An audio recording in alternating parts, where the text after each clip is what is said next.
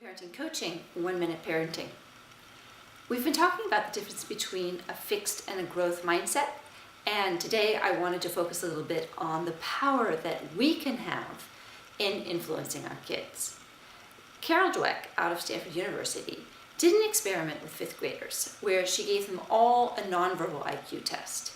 At the end of the test, as the child was handing in the test, 1/3 were praised for how smart they were. Oh, you did really well on this test. You must be really smart. 1/3 were praised for their effort. Oh, you did really well on this test. I can see you worked really hard. And 1/3 were just said, oh, you got a good score. That was the control group. Later, the children were given a chance for another task. They were told, they said, you can choose. You can do the easy task, or you can do a task that will be a little bit harder, but it should be fun. What was the outcome? Kids who had been told before in the first part of the test, oh, you did really well, you must be really smart, chose the easier task.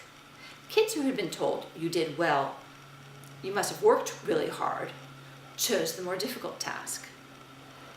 Among the control group, it depended on whether or not they had previously identified themselves through a series of questions that she had as generally having a fixed mindset or generally having a growth mindset. In other words, in that moment, the children were able to be influenced, no matter what their initial score had been, fixed or growth mindset. In that testing situation, the adult was able to push them towards having a more fixed attitude or having a more growth attitude. So what we say as adults to our kids can have a really strong outcome in how they are as learners.